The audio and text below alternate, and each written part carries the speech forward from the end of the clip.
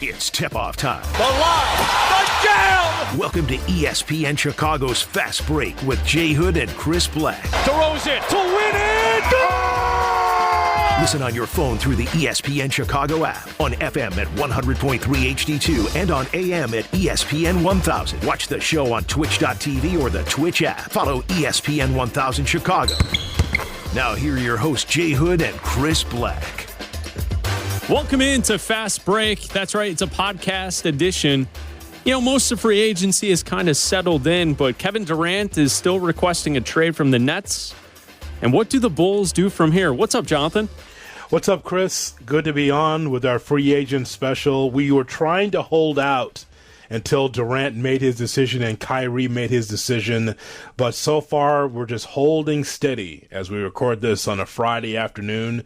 So if something breaks, we'll do a fresh podcast with those two. But we do have to catch up from the previous days of terrific movement in the NBA. Yeah, there's all kinds of stuff. It's good to see teams improving. It's also good to see teams adding pieces to try and win more games the following year. And then we have the Chicago Bulls, who basically made moves as if they're the defending champs who are over the luxury tax. Right? Like the moves the Bulls have made to this point this season, in the offseason, are the moves that like Golden State makes after they win a title. Adding vets at the minimum to kind of fill spots on the roster, but you don't really expect a whole lot out of. Is Andre Drummond really an upgrade defensively as a backup center? I mean, maybe 10 years ago he was. He's not a rim protector whatsoever at this point in his career. Now, could he give you some better minutes than Tristan Thompson gave you last season? Absolutely. I don't know how much of an upgrade that is for this team that's kind of sitting sixth in the East. And I don't really see an avenue for them to really improve here in this offseason outside of re-signing Zach LaVine, which was obviously huge for the franchise, but you're not really adding a whole heck of a lot. You know, Chris, there's several things that we were looking for from the Bulls, and one of them was to be able to have something different in the center position. We know what Vucevic can bring to the table, someone that can shoot from the outside, go inside, and so we know that he can score. He comes in the gym with 20 and 10, so we like that about his game.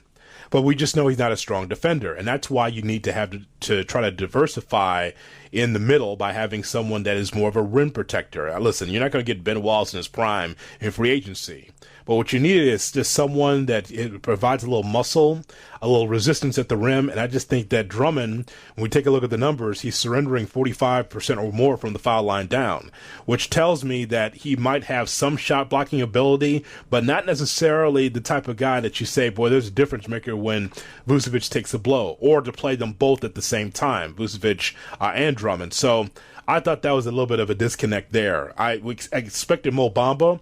I also didn't expect Mo Bamba to resign with Orlando because that would have been a younger asset that can block shots and make it very difficult on players to get to the rim or to be able to shoot over the top of him. So I was surprised at that as well. You know, someone else that re-signs with his own team, Nick Claxton, would have been a nice name that maybe the Bulls could have gone after. Or somebody, you know, JaVale McGee signs elsewhere. You mentioned Mo Bamba. There were quite a few bigs that were on the market that could have been helpful pieces for a team trying to win. And I just don't know if Andre Drummond really gets it done at this point of his career. You had the numbers defensively. You throw him into a pick and roll, he's not stopping anyone. At least if you're switching and the guard has got like free reign to go at him, they're going to get to the basket almost every single time. Well, if it wasn't for the felony drug charge on Montrezl Harrell, that probably would have been a guy. Here's a guy that averages 13 points a game and 6 rebounds and 2 assists. And so now he's giving you actually a little bit more than what you're looking for as a backup center, as a backup big. He's 28. But I'm not sure how much he's going to play this upcoming season because of that traffic stop last month and that felony drug charge that he had. So here's a guy here that was sixth man of the year at one point with the Clippers. So if that was, if he was available, the Bulls should have fought for him, but I'm not sure what his future holds. Yeah, and Miles, let's see. Bridges? No, not Bridges, Turner for the Pacers. He is still rumored to be in trade discussions with possibly Phoenix with a signing trade for DeAndre Ayton. Like, Turner is someone who Bulls fans have kind of been, Bulls bloggers and podcasters have been talking about for quite some time, and whether or not he could be someone that fits in as a defensive player next to Vooch. Yeah. You would probably have to give up quite a bit to get that done. He is someone, though, that's still out there. I don't know how the Bulls could ever factor into something where it's probably a 3-team deal with Phoenix and Indiana, but he's basically the only big who's out there who's not like secured in his spot and who's still in the rumors. I don't think the Bulls would give up anything that would be worthwhile to get that done, but they're kind of where they're at. Goran Dragic added to the team as a backup guard. You know, ideally, if things work the way they do, he's not really going to play a lot. I mean, you have minutes for Alex Caruso, Ayo Dosunmu, Dalen Terry. You also have your two starters, Lonzo Ball and Zach LaVine. Goran Dragic, he's not really going to play much. And then also, remember, you have Kobe White still on the roster. They weren't able to unload him either. I'm not sure if he really adds much. Again, it's the type of move you make if you're a championship team that has your like main players set and you're over the luxury tax. That's what the Bulls went out and did this offseason. Dragic has been in the league for 15 seasons. I mean, he's 36, right? He's had a lot of injuries. He's kind of worn. You know, last time we saw him, he was in Toronto. He's in Brooklyn and averaged 7.5 points a game. And it's kind of like, well, what did we want? I think if you're a Bulls fan, you want to be able to have some, again, shot blocking ability, something different at the rim, and you want to be able to have several shooters. How is it that on July 8th that Kobe White's on this basketball team? How did that happen? I mean, the conventional wisdom was that the Bulls were going to move on and they'd be able to find something better than that. And all of this seems to me where, Chris, I think that Karnisovas looks at this and says, well, you know, if we just get healthy and some seasoning, this team could take a better step than they did last year. And I'm thinking, well, tomorrow's not promised, man, because I don't know what Lonzo Ball is.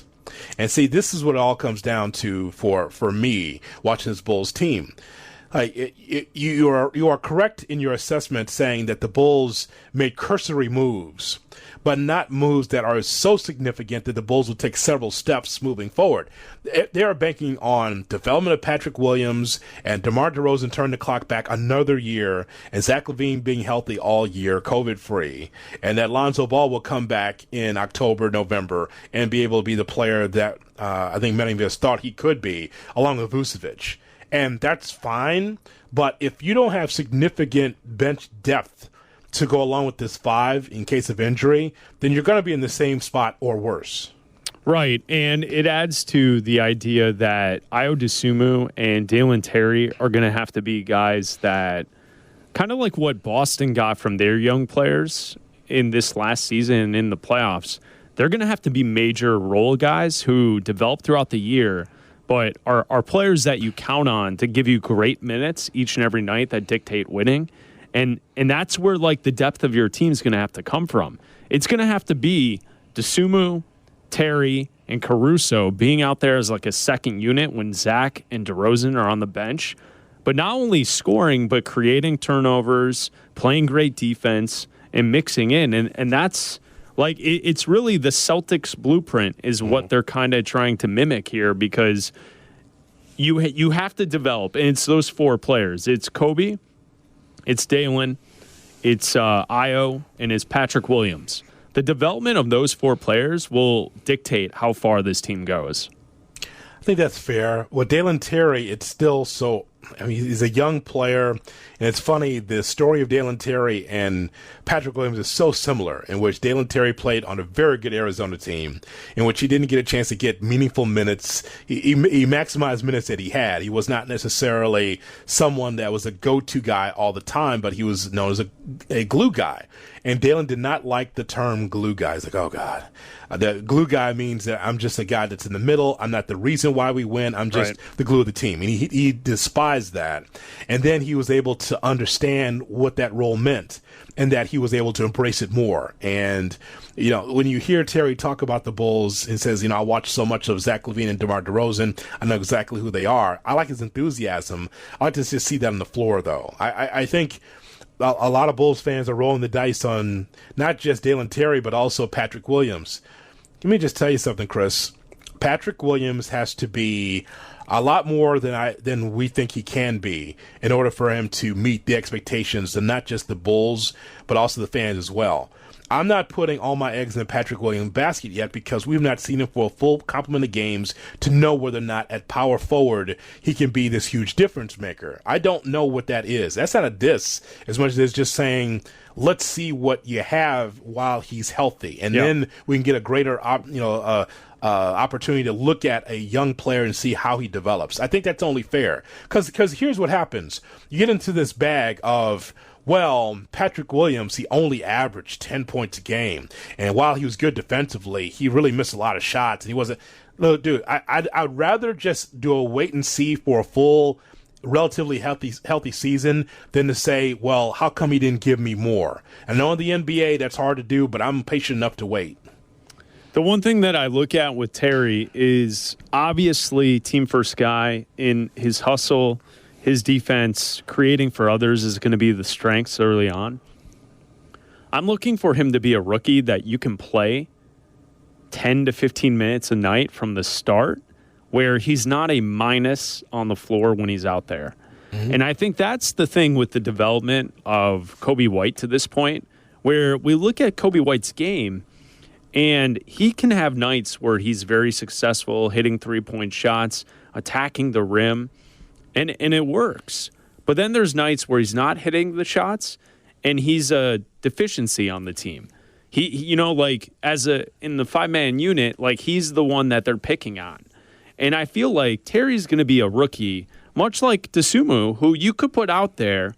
He may not be scoring a lot, because Ayo really didn't demand the ball or score the basketball a whole heck of a lot when he was out there. He played a lot of minutes, though, because he was someone that gave you positive minutes. Yeah. And he wasn't a minus because he played defense. And so I think that's the one difference here is that with Terry's game mixed in with Dosunmu, you're going to be able to play the both of them. Now, you're going to go through scoring droughts, and that happens with young players. Mm-hmm. But that's where you then need someone like you were mentioning, Patrick Williams, to actually step into his own. Step up, be a guy that when the two major scorers aren't on the floor, you take care of business and be the best player on the second unit.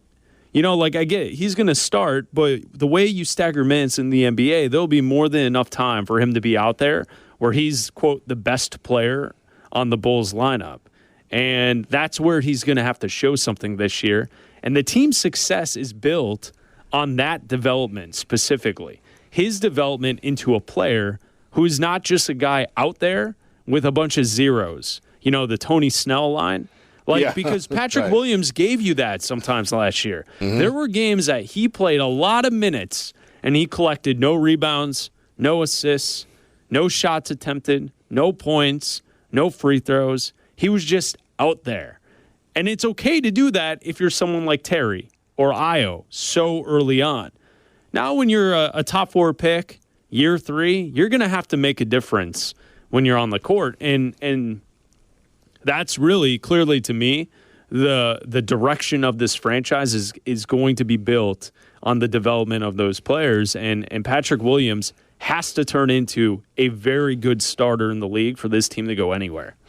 How surprised are you that Coby White's still on this roster? I'm not. Because you're not surprised that he's not on the roster, or that he is? I'm not surprised that he's still on the roster because I don't think he really holds that much value. Well, I mean, because he's so hot and cold. Right, he hasn't proven anything. He's a shooter that's inconsistent, and he's a guard who is deceptively bigger than you would expect. He plays like he's 6'3", even though isn't he almost 6'6"? Or 6'5"? Coby White. Look up how tall is Coby White? No, he can't be taller than me. There's no way. Coby. He's 6'4".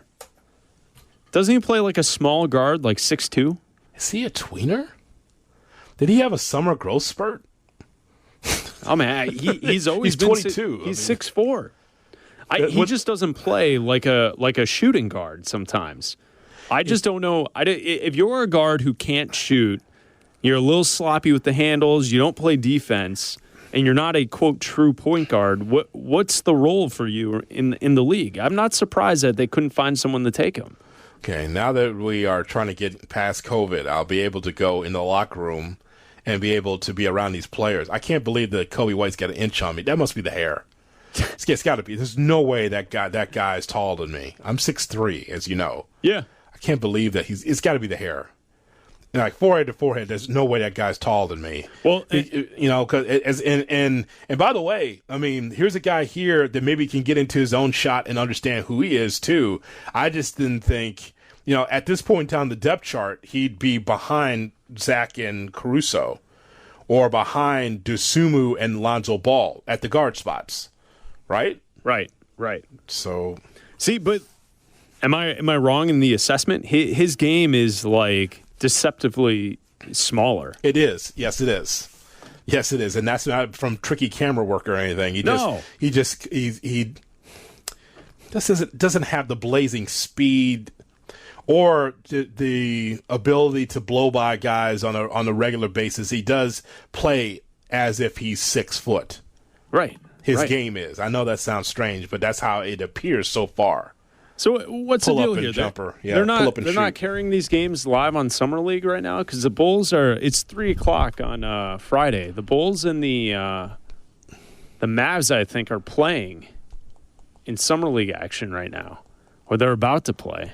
And the game's on. They're rerunning Rockets Magic from last night. Yeah, I told you that's what I'm watching right now because I missed it last night. The Bulls are playing right now in Summer League. Yeah, I'm going to see if they're going to replay that game at some point. Oh, I'm sure they will. But I know what you're saying. Let's see it live. Yeah. This is on NBA.com. I don't know if it is or not. I'd like to see. Let's what that see. looks like. I'm on the app. Let's see how it. It says I can watch it through League Pass. Hold on. Oh, for heaven's sakes! Hold on.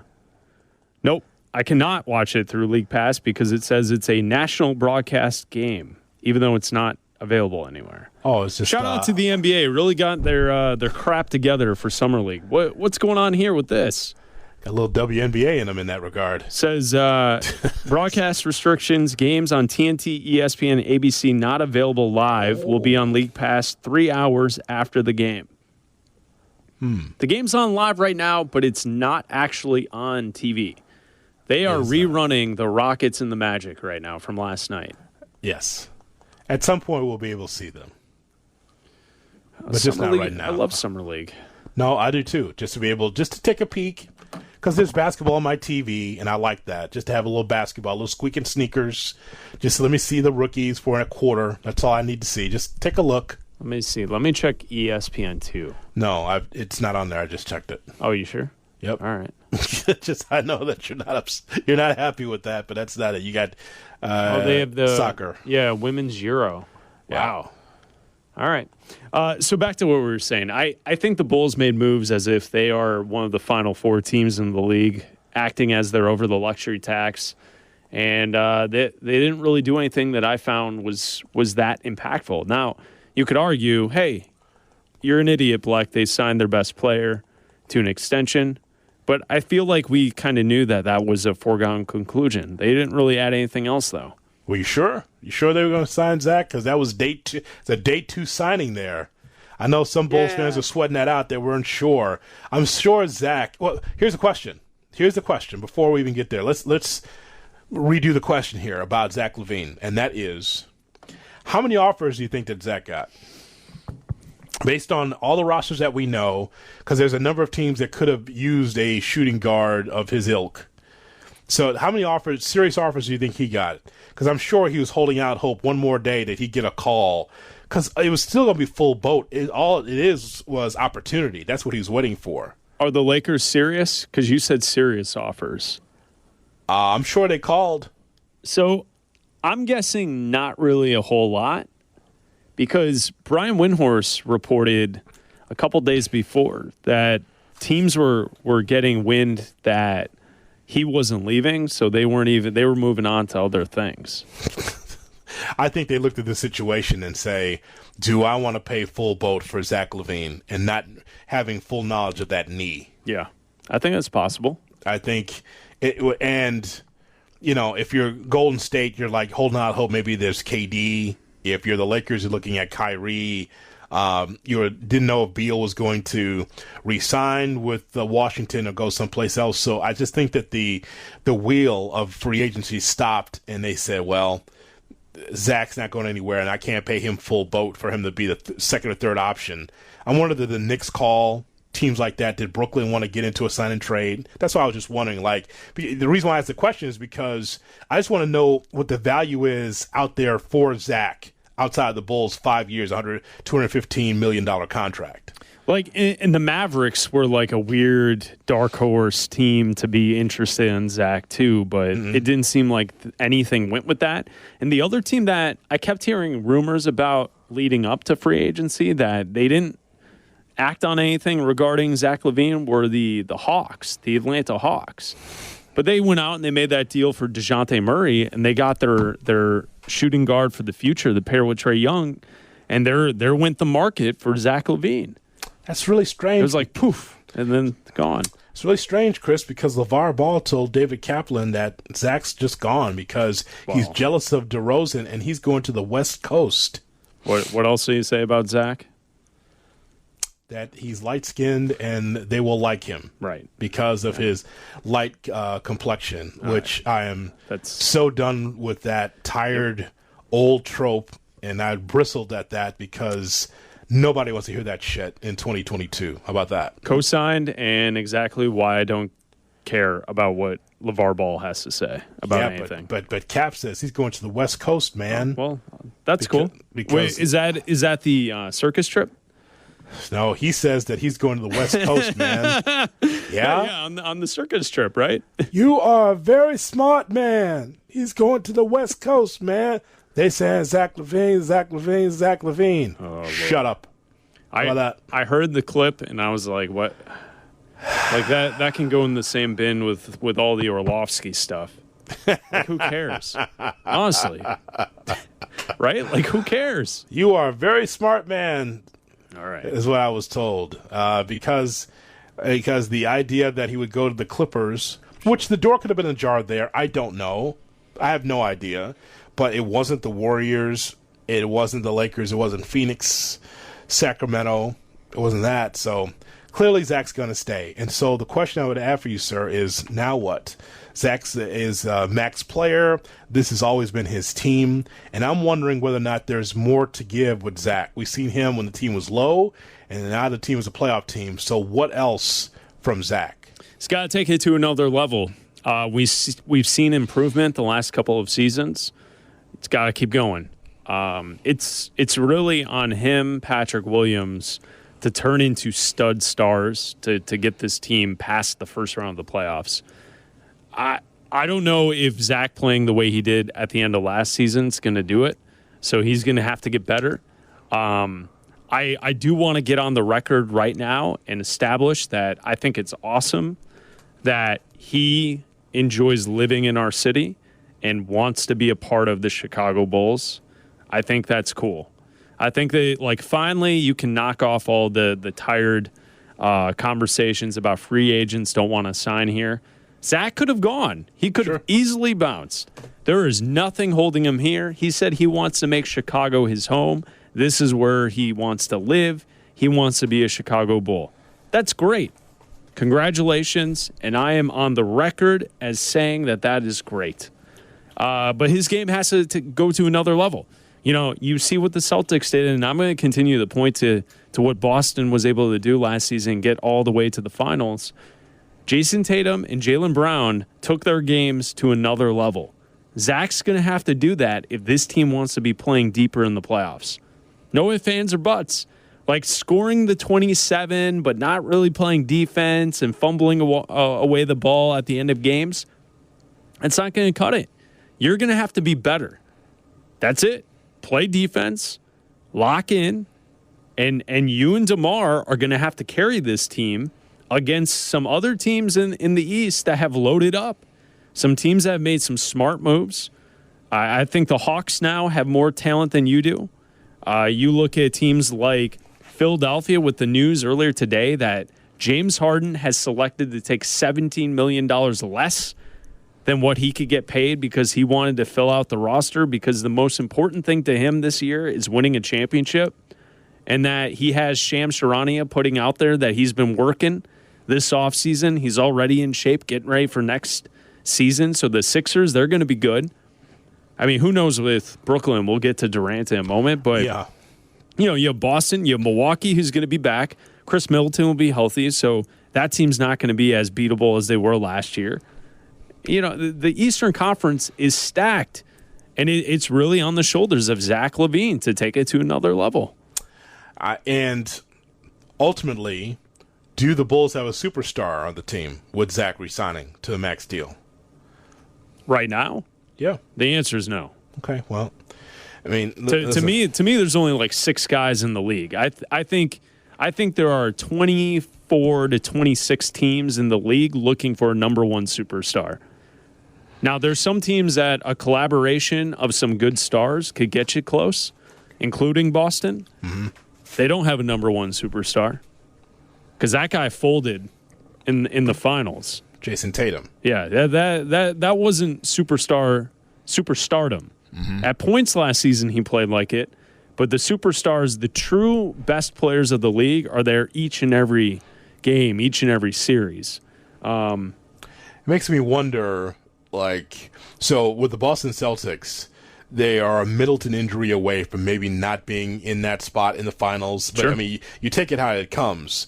Maybe the Bucks are in that spot against Golden State and not the Boston Celtics, but the Celtics are able to get in there.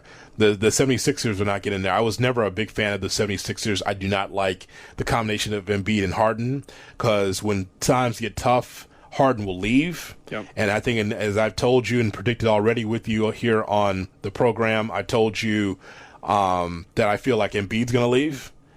I think that he'll be leaving Philadelphia and probably just tired of the whole Harden thing. When it comes to the Heat, I still believe in Jimmy. I still think that's a good team. As I told you, always felt like the Heat were the best quote-unquote team in the Eastern Conference because they worked together, but they just ran out of gas, just like the Celtics did in the finals against Golden State.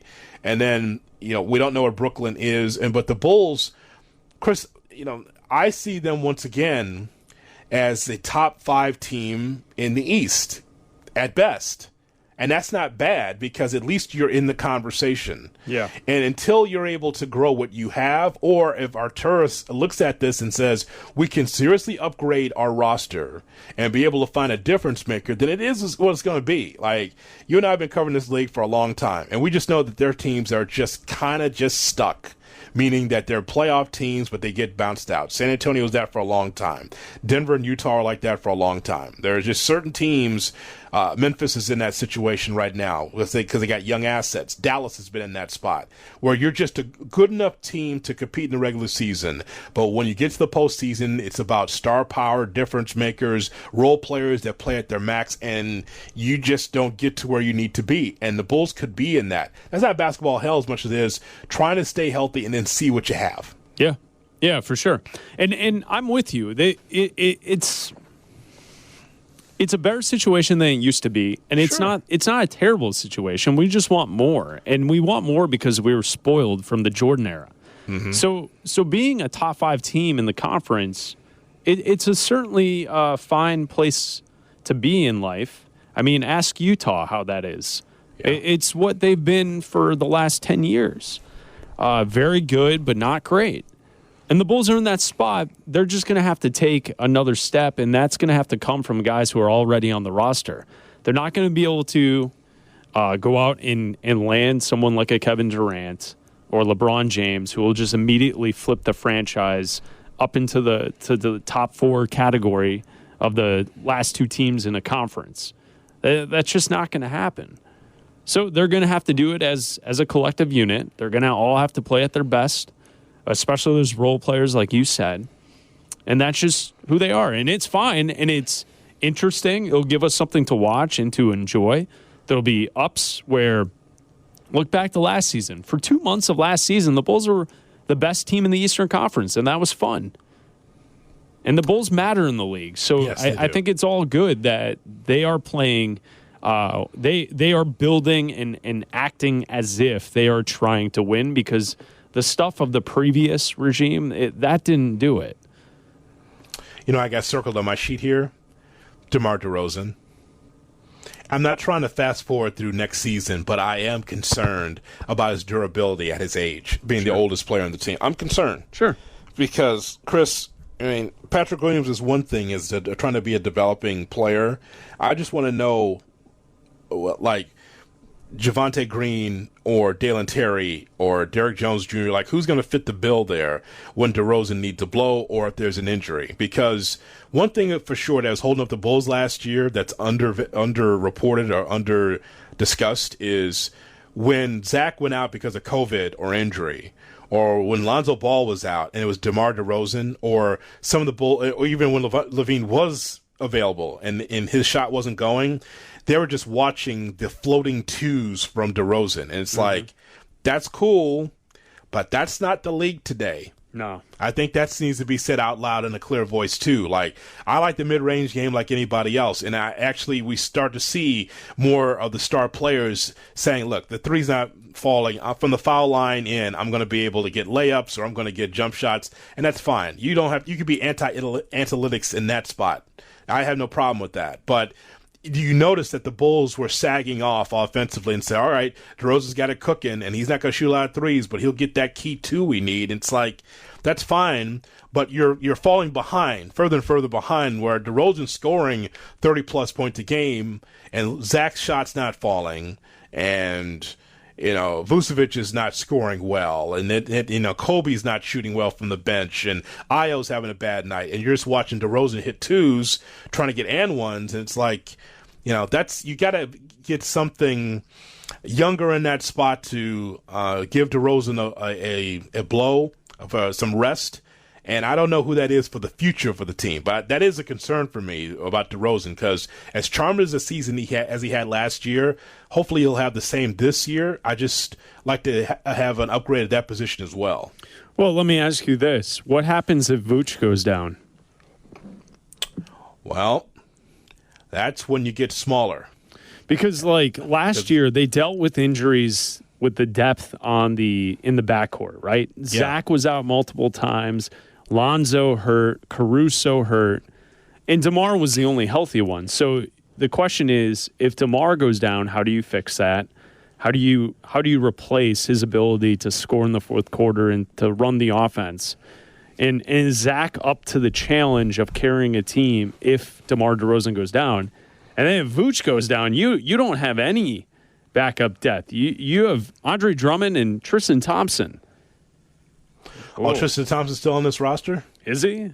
Yeah, he is. But, when the season starts, that's Tony Bradley who opted into his 10-cent contract. So, he right? Did. Like, that was a funny transaction, right? You're going through your phone like, wow, this team. Tony Bradley opts into 10-cent contract. Huh? So when you look at it, DeRozan and Vooch, they are very important players to make sure that they don't get hurt next year, because you don't really have replacements for them. Yeah, that's a concern. Like, if I'm Karnisovas and Eversley, I'm looking at my depth chart and saying, well, we think that these players will be healthy with some time off, the Balls and the Levines. We think that they're going to be healthy, but what if you're not? Well, that means, you got Alex Caruso. Okay, then what? Right? So, listen, I don't expect to have giants on the team for the Bulls, in the paint. But you do have to be concerned about, if Vucevic does go down, where are you getting that 20 and 10? Sure. How do you bring that together? And especially, once again, you're just not a good enough defensive team to lose one or two of those players offensively. Well, they also ran the offense through them. And I know DeRozan did a lot of it, but the high post and Vooch's ability to pass and set screens to facilitate the offense out of that spot, he was a very good player. Now, this team would have been so much better last year if he hit the open three-point shots they had. I would imagine that will come back a little. because he was a better three-point shooter with the Magic to this point in his career. So if he can hit open threes, get some confidence, and they still run the offense through him, I could see it working. I just hope that the injury bug just doesn't hit in different places this year, even though we're always concerned about Lonzo, Zach, and obviously Caruso. Caruso finds a way to always get hurt as well. Not that it's his fault. It's just he mixes it up. He's a tough-nosed player, you know? So I want to ask you, what do you think is going to happen here with Durant? Durant will start the season with Brooklyn. Yeah, that's what I'm feeling. I mean, he could be kicking and screaming trying to get into Phoenix or Golden State. If I'm Golden State, I don't want him. Well, they're opening their arms to him again. You've read this, right? But you've seen this. Who says this? Is it Draymond? It's Draymond and maybe Steph on the side. You never know what. Listen, new media. Okay, same as the old media. Well, he's. I mean, that's what's so funny about this, right? And just he's so confounding. We've talked about this on our podcasts over the years. Kevin Durant is just so restless. So you left Golden State because you felt like you were never part of the team. Oh, it's the Golden State Warriors with Kevin Durant. I'm not part of this. And so they don't want me around. So I'm going to start my own place. Fine. No problem. Go to Brooklyn. Great. So I'm going to have James Harden and Kyrie Irving. We're going to have our big three, and we're going to steamroll through the East. And keep in mind, Vegas agreed because they saw all three of those guys, even though they were light on the bench. Nothing against Joe Harris and Blake Griffin, but they were light on the bench, and it was those three supposed to carry it. James Harden bounced, went to Philly. Kyrie Irving and Kevin Durant supposed to be friends. Kyrie opts in and Durant wants to opt out. And it's kind of like, okay, so if Durant comes back, now he's coming back hat in hand and just like, hey, I'm back here. While Kyrie tries to get his way out of Brooklyn and go to Los Angeles. It's just such a mess. And can I just say this? It is on the players for wanting to move, but also it's on Sean Marks. My God, man. I mean, where's the art of communication? Where's the art of negotiation? That's the word I'm looking for. Negotiation. Chris, you don't move like Jared Allen out of there. There's a solid player, that could just help you. Just a glue guy. You don't move Atkinson, the head coach, a fine, solid head coach. You don't have to move him or move front office people just to make Kevin Durant comfortable. To where Kevin Durant says on the wrong side of the bed when he wakes up, I just don't want to be here anymore. That's on Sean Marks too. You can be able to push and pull a little bit, but you just don't move heaven and earth just because Kevin Durant says so. And just a mess there. And so I expect Kevin Durant to be there with Ben Simmons. I don't know what Kyrie's going to do. He may not just show up for work. I don't know what he's going to do at all. Yeah, I think it's a fair way to look at it with Kyrie. You can't trust it. Durant, I agree with you. I think he'll be in Brooklyn when the season starts. He won't want to be there, and maybe he holds out or something. I just don't see Phoenix being able to give Brooklyn back enough to make it worth their while to give in to Durant's demands. Like Mikal Bridges and DeAndre Ayton and like a couple first-round picks, that's not going to be good enough. I just think that Durant, so this is something that I didn't get to on Bleck and Abdallah this week, but it's a thought that I've had in my head for a couple of days. Well, that's why you have Fast Break, my friend. Go right ahead. Well, I think you'll enjoy it, though. Okay. Kevin Durant and LeBron James will not be remembered as fondly as Tim Duncan and Kobe Bryant have been remembered. Mm-hmm. And I think a lot of that has to do with the era that LeBron created in teaming up and jumping places and going from Cleveland to Miami to Cleveland to LA. And now Durant, Oklahoma City, Golden State, Brooklyn. Now he wants to go join somewhere else to have a better chance to win. I think 10, 15 years into the future, when we look back, we won't hold those two in regards of being a winner or great NBA players, the way that we hold Duncan up as the greatest power forward to ever play the game, and Kobe Bryant, who's the greatest next great player next to Michael Jordan. I mean, I know we're going to get the LeBron lovers of the world to tell us that we're stupid for suggesting it, but I think people think fondly of Kobe in a much higher regard than the way they look at LeBron's career.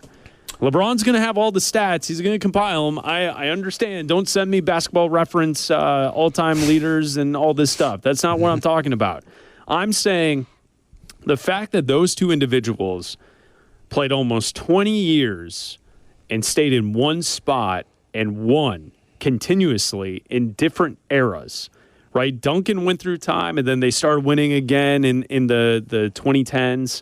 Kobe went through a stretch where his teams with the Lakers weren't great, and then they started winning again. They win championships. I just think at the end of the day, 20 years out, we're going to look back and be like, yeah, LeBron was great, but he had to join this team, and he had to go there. He had to do this. And I, unfortunately, like you were kind of laying out, Durant is just like a lost NBA soul. And like he has the talent to be in the conversation of the all-time greats. I don't think we'll remember his career as fondly as we've remembered players like Kobe and Duncan. Obviously, they've won more than he has, but I think a part of that is because he's decided to hop around. He chose to go to a worse situation in Brooklyn. Yeah. He could have stayed with Golden State.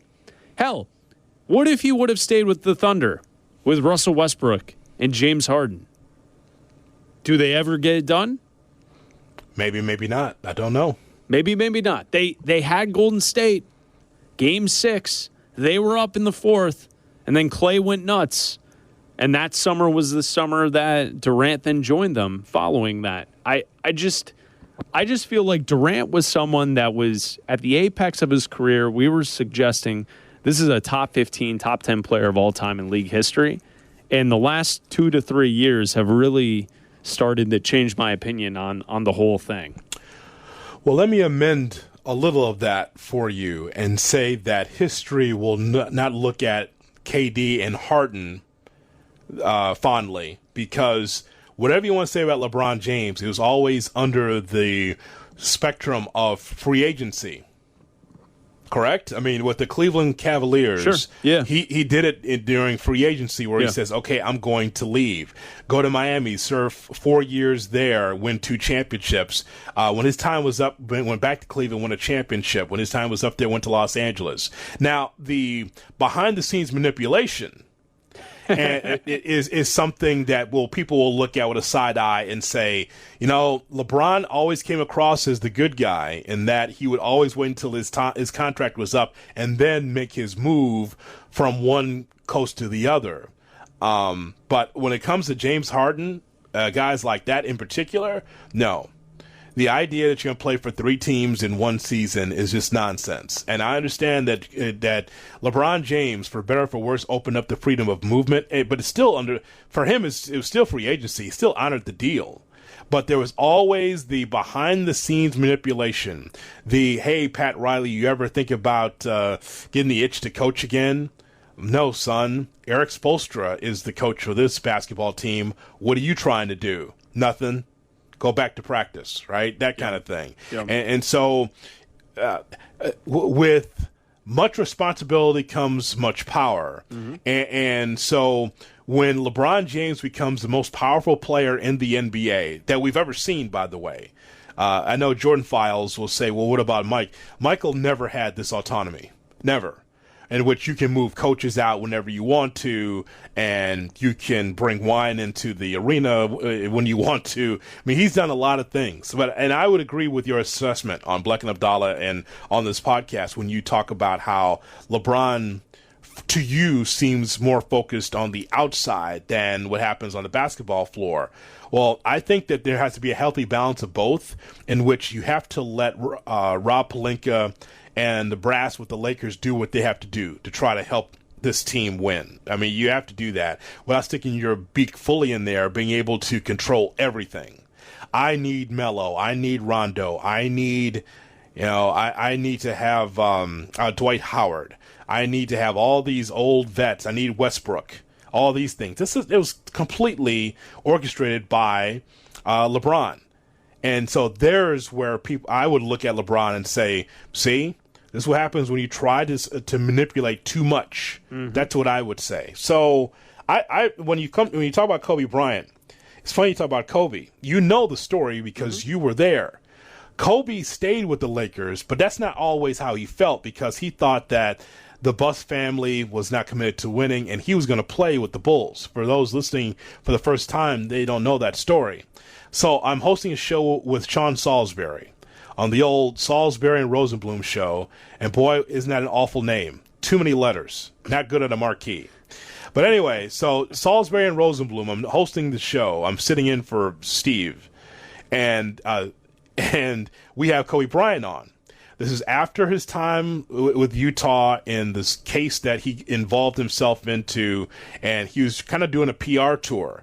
Because stars of that nature never do sports radio. But Right. Kobe was doing, I think the Bulls are playing the Lakers, and there's Kobe popping up. And I asked Kobe point blank, like, have you ever considered playing for someone else other than the Lakers? Has that ever come into your mind? It's like, yeah, I want to play for Chicago. As a matter of fact, I brought my wife and kids to Chicago to look at schools and homes and consider playing for the Bulls, despite being in the shadow of Michael Jordan. And I want to follow up with that, but then Sean Salisbury asked something about Jelly Bean or something like that. Right? Oh, yes. Something, because that's the natural follow-up after that. Right, of course. So my jaw dropped. Everyone else's jaw dropped. And it's like, what? He was going to play for the Bulls? He was seriously considered the Bulls without BSing everybody? And it's like, wow. And so there was a time where you talk about LeBron and these other guys, Kobe had that same feeling to do that, but never did. And so people will always look at Kobe, dead or alive, and say, respect that guy. Through the thick and thin, he stayed with the Lakers. Yeah. And he applied pressure, which is fine. Wait a minute. Bulls Mavericks at 3 o'clock Saturday on the 9th on ESPNU. So they're just replaying game? I don't get it. No, that's live. Hold on a second. They're playing right now.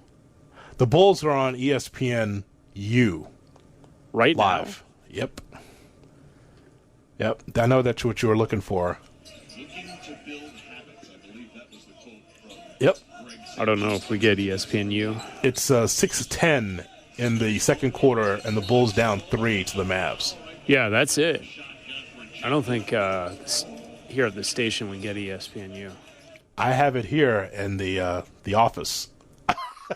So that's the game that you were looking for. It's there. ESPNU. And guess what? Oh, wow, yeah, they do. Yeah, we have it. All right. It's 4:05 in the old ESPNU, and guess what? No replay.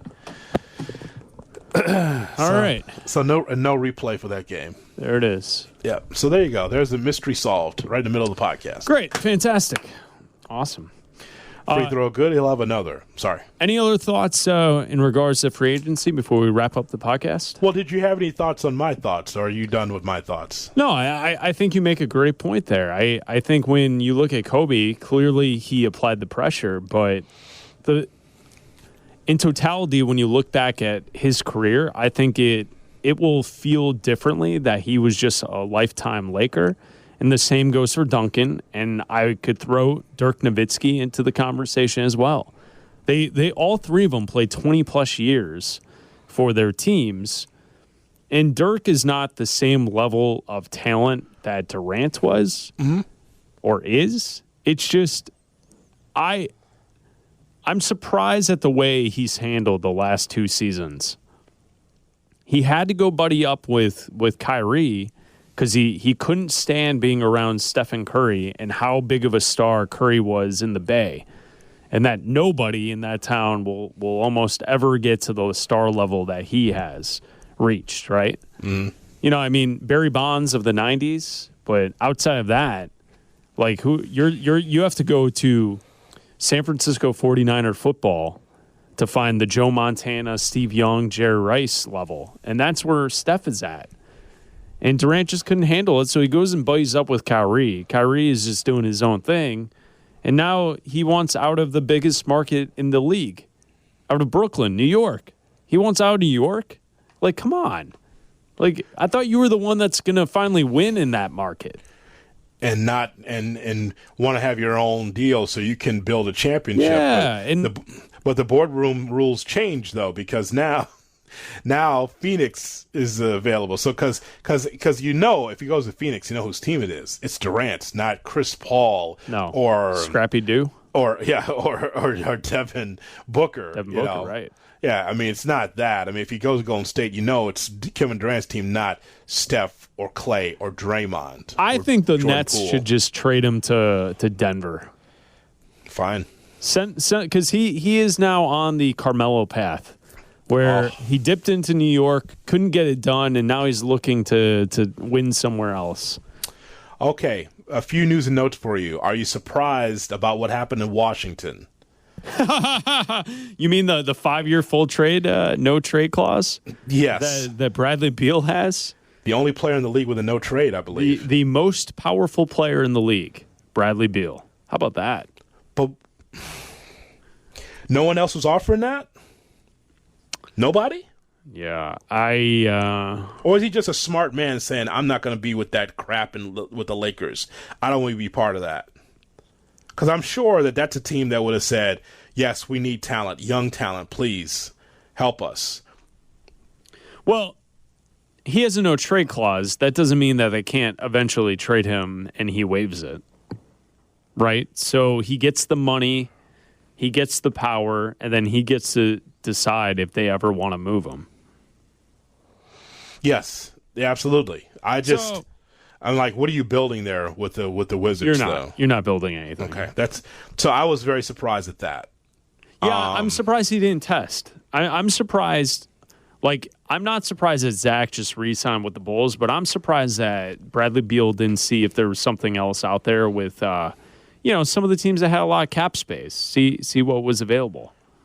Booker 4-year extension. Ja Morant 4-year extension. Joker, richest contract in NBA history, 5 years, $264 million deal. Supermax extension.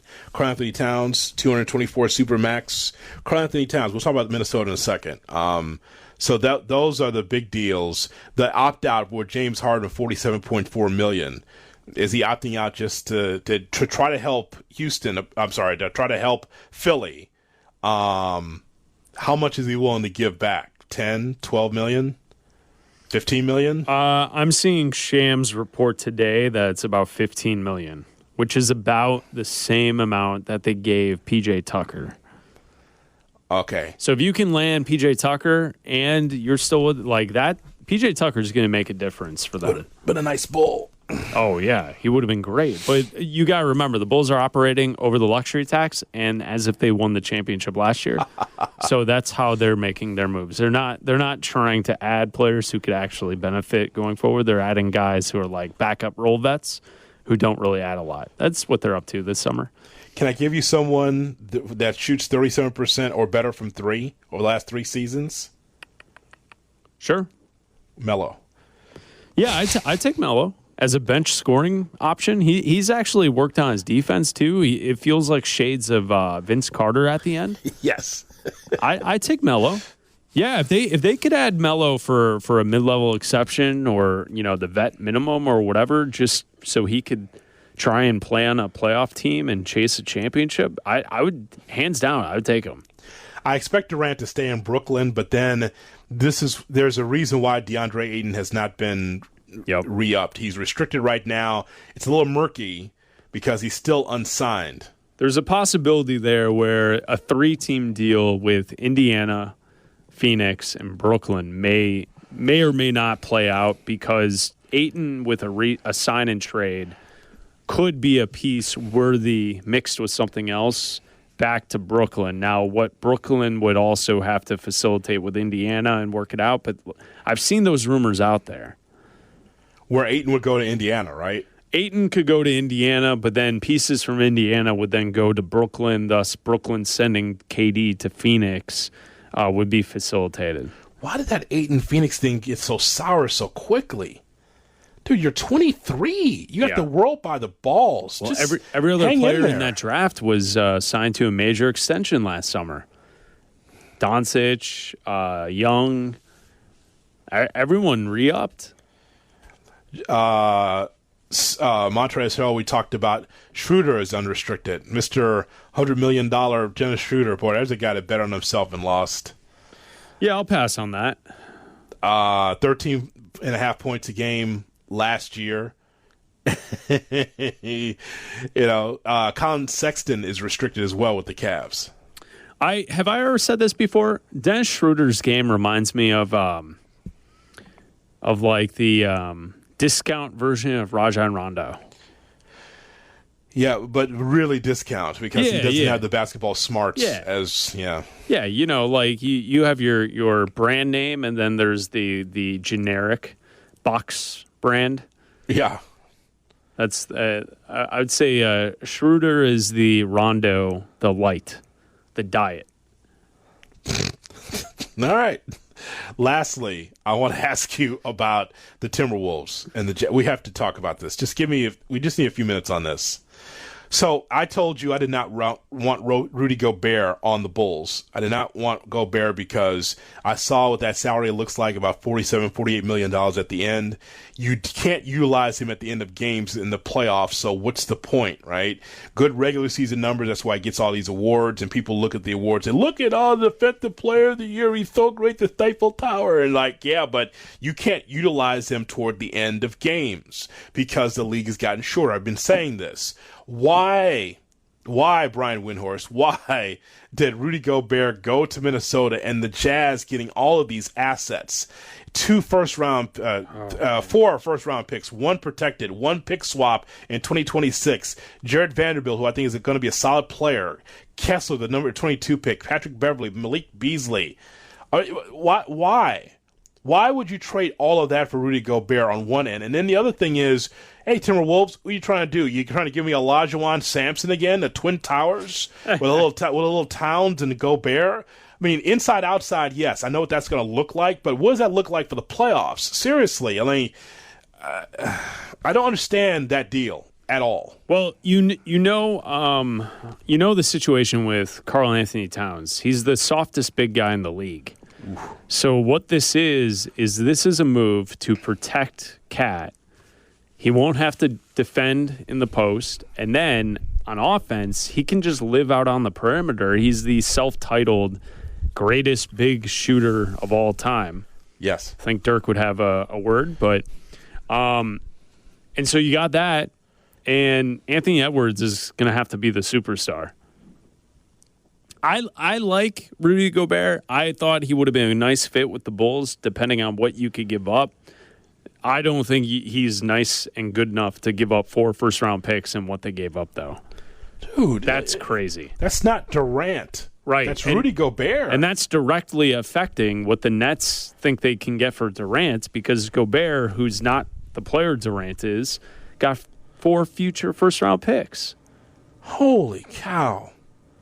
Why would you do that? Like, why would, this is the first time I ever say this, why would Matt Lloyd, our guy, the old Bulls PR guy who was grinding, right? He's grinding his way up to become a GM. Why would A-Rod and Matt Lloyd do that deal with the Timberwolves? Well, it's a win now move, right? So they think that they have their number one guy in Edwards to be the superstar. Karl Anthony Towns is already an all-star, and you mix in an additional all-star who does the other stuff, defense. He doesn't really need the ball to score because he's a guy that's pick and roll, pick and dive. He's also a guy that's, cleaning up offensive rebounding for points. I think it works. It's just you have to now win. Because your future is not as bright if those 3 are not winning at a high level because you don't have those first-round picks. So depth-wise is going to be a problem for that team. And they send off Pat Beverly, who was like the heart and the soul of the team last year. I mean, we know what that is, but I know what you're saying. Like, you want to have a guy like that on your bench, yes. Yeah. God, I just don't understand that move. That's one of the worst moves, man, in the last decade that I can recall. Seriously. Well, it's because of how much they gave up for Gobert. Like, adding Gobert to that roster, I don't really have the problem with. But the problem is obviously in 3 seasons, if they're a first-round and out team, those first-round picks aren't going to be there to add the cheap depth to your team, and you're just going to be stuck in a spot where you're either you're exactly what Utah has been the last couple of seasons. Mm-hmm. You know, like there's a certain ceiling to it. You're good in the regular season, but in the playoffs, Cat and Gobert on the court at the same time, you're going to throw them in pick and rolls and pull them away from the basket, and you're going to try and get small guards to switch and take advantage of the bigs. You know, I like the combination, but I understand the concern. Well, I just don't understand it. And by the way, as we close, shout out to Brian Windhorst, who is now is a meme that we all utilize now, who could not tell his full story of this deal. Instead of being able to say, like Woj would say, here's a deal I'm hearing. I'm hearing Rudy Gobert to Minnesota. Yeah. He had to bring people around the campfire as a Boy Scout leader, and to bring Courtney Cronin and Freddie Coleman and the bald girl from ESPN and bringing them all around the campfire and say, well, that's her Twitter handle. And so bring them all around the campfire and say, why would that happen? Why? What's happening in Utah? What's happening there? So he's able to get his story across. You know, if that was Woj, you would say, well, Rudy Gobert, I know he's going to the Timberwolves. But no, because of the thumb that is on Windhorst, the thumb on him, he had to do it in a campfire-like story to bring them all around. And Courtney says, because Durant's going to the Jazz? No. No. No. No. I told Courtney, she's like, I felt so ridiculous in that moment. I go, no. We all thought Durant was going to Utah just based on the way Windhorst told that story. I said, don't feel bad. I said, funny. We all thought that was because we didn't know where Brian was going with that, but that's the way he could give information by just saying, why would they do that? What's going on in Utah? And that's what happened. To be fair, I like it that way better than the other way. I agree. A mystery. Well, and it's also, I appreciate that he knew information, but the timing of releasing said information wasn't necessary at that moment. And the me first, I'm tweeting out against the other guy bot war that's going on in NBA reporting. I'm a bit over it. May I produce a segment on Bleck and Abdallah? Sure. What do you want? Okay, you produced my segments for many years before you went on to much bigger and better things. Much worse things. We're driving your night show right into the ground, right into the ditch. It's not my night show. It's not my night show. I would like to produce a segment called "Why Would They Do That?" Why would they do that? Yes. No, seriously. I want a segment on the show, maybe once a week, couple times a week when your guys are on, and I want you to call it Why Would They Do That? And I would like for one of our kids to produce it. And as far as the production, you know, the imaging. Yes, yeah. And with Windhorst on there and some ominous music. And I want you to come up with 2 or 3 examples of anything in sports or entertainment. Why would they do that? But why see, would they do that? Yes, why I want Abdallah. Why would they do that? All right, I want Abdallah to come up with some. You come up with some, and then the callers, then they would call in by doing their own thing, and you choose the best. Why would they do that? But see, some people don't get it, right? Right. When you see it written out on Twitter, they give the answer of what it was. It's like that's not what the game is. Right. You're playing a different game. The game is when you give out theories, but never really give the answer. Right. Right? Right. You just say, you know, why did Royce O'Neal get traded to the Nets? Why? What? Why? Why? Why did that happen? Why? Now again, it's open-ended, right? You can answer it yourself. But he didn't say why they did that. And then Utah. What's going on there? What's going on in Utah, right? Yeah. But not to give in the end. But some are like, "'Cause Utah is dumping salary and they're starting. No, dumbass. That's not the game. The game is to give theories and ask questions why, and then leave it open. Why would they do that? Is the out cue. That's how that works. Why do they do? So I'd like to produce. Why would they do that with Bleck and Abdallah? All right, let me try the first one. Okay. The Chicago White Sox, team ready to win. Team on the upswing. Baseball Reference. They hired Tony La Russa as their manager. Why would they do that? Jerry Reinsdorf. No, why would they do that? The Chicago White Sox. That's right. They hired Tony La Russa to be their manager. Yes. For a team of young players ready to win now. Why? Just leave it there, right there, like a dead fish. Just let. That's he's how you friends with Reinsdorf. No, because you have to do the Windhorse. No.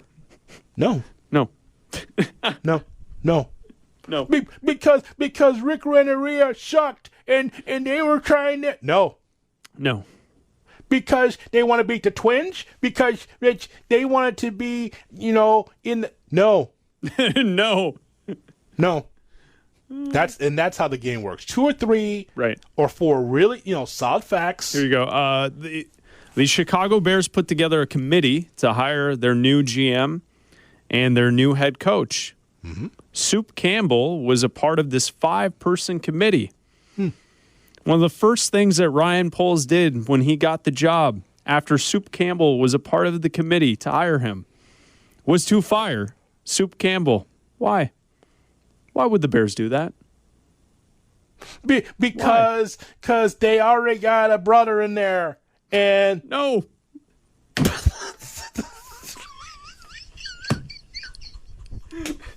See, it works better on your show than my show because I have a co-host that's willing to stick his beak in there and try to give an answer, and a bad one, and so that's why he wouldn't get the bit. So I'd rather for you to have it because it's high comedy over there between 6 and 8. I'd rather have that than on my show because I would do the same thing. Why would they do? Because I know, because someone told me over there that I trust. No. F off. No, that's not what I asked you. No, that's not the bit. No. Exactly. That's why I'm producing this segment. I like to have television credit. I like to have in the credits executively produced by Jonathan Hood. I like to have that. I like to do that. Creative. Why would they do that? Yes. So could you write that down for a segment? Created by Jonathan Hood. Now That's right. Time for why would they do that? Yes. And a nice little open and ominous music throughout. Why would they do that? Why? Write it down. That's what I'd like. Love you. Thank you. But there's no way I could do that on my show. Oh, no. With Cap. No. I have it on good authority. Someone told... No. Exactly. So that's why I'm giving it to you. Well, folks, if there's love you. If there's any information on Kyrie Irving or Kevin Durant, of course, Chris and I will come back and provide you with a nice free agent special on those two. And if there's anything that happens in Summer League of significance, of course, we will tell you. There's one thing of significance, and that is Chet Holmgren is already in the NBA. And here's how we know. He played back-to-back games, and in the third game, he sat out. Oh, there you go. Rest day. Rest the legs. He couldn't play. Summer League. He couldn't play 3 games in a row. He's not even 21 yet. So welcome to the NBA, Chet Holmgren, who's been impressive, by the way, in these Summer League games, but is clearly in the NBA now because, God forbid, he plays 3 games in a row. So there you have it. Welcome to the league. Yeah. Follow Jonathan on Twitter at TweetJHood. Listen to Jonathan, Cap and J Hood mornings 7 to 10 on ESPN 1000. You can hear me, Bleck and Abdal, weeknights 6 to 8. And also you can follow me on Twitter at Chris Bleck. Jonathan, talk to you later. All right, my friends. Thanks so much for listening to our Fast Break podcast brought to you by the Neighborhood Housing Services of Chicago. NHSchicago.org. /team. Is it /team? I don't know. The read that we had was /team. No, I beg your pardon. Sorry. I got you. NHSchicago.org. Thank you. Love you. .org. Why would they do that?